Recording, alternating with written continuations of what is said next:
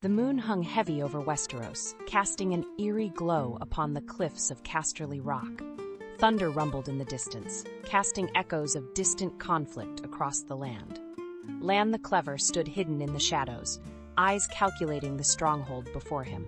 He was no knight or king, but a man of unparalleled intellect and cunning. A few months ago, Lann discovered hidden tunnels, which meant he had a safe way in and out of House Casterly, a house in slow decline but still powerful. Lann's steps were silent yet deliberate, each one a move in his grand chess game to seize power. Deep within the rock, in an opulent but dimly lit chamber, Lady Arwen Casterly reclined on a chaise. Her eyes betrayed weariness. The weight of ruling had taken its toll. Lann approached her, disarmingly charming, his every word a masterstroke of deception.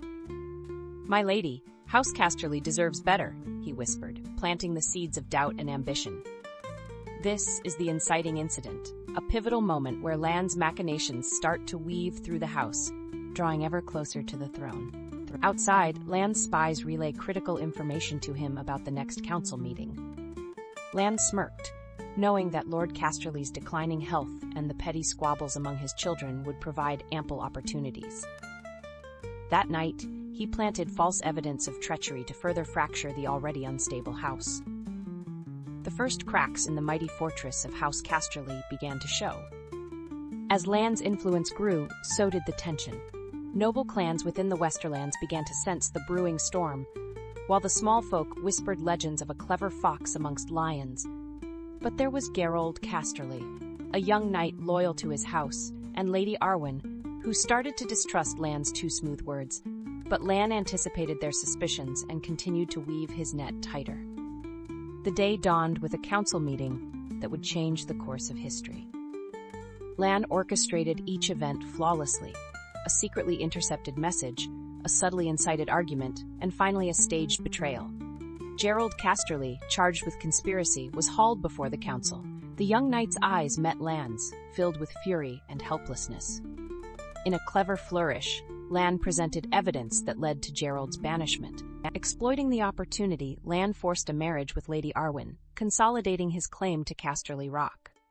But that same night, Lady Arwen's son Tyrek had discovered Lann's forgery in documents laying on Lann's desk. The boy fled to rally support but was captured. Lann faced his most significant test, interrogating the boy to learn of any threats beyond his control. At the same time, Lady Arwen began piecing truths together, threatening to unravel Lann's endgame. Lann knew he had to act swiftly. The final confrontation took place in the Great Hall of Casterly Rock. Tyrek, shackled, stood as the testament to the young knight's courage. Lady Arwen exposed Lann's deceit before the court, but Lann countered with a masterstroke, revealing the plot Tyrek had planned to kill him on his mother's behest. Panic and chaos erupted, creating a deadly distraction. In the midst of the uproar, Lann silenced Lady Arwen with a swift, fatal move. The hall fell silent as Lann declared himself the savior and rightful ruler of Casterly Rock. The aftermath saw the fortification of Lann's new rule. Loyalists were silenced, and House Casterly's remaining members either bent the knee or faced exile. Lann stood near the throne, reflecting on the journey from commoner to Lord of Casterly Rock. His ruthlessness had redefined his house, setting it on the path of unrelenting power. The Golden Lion sigil was born, roaring with newfound strength. The dying embers of resistance flickered briefly, only to be extinguished by Lann's iron grip.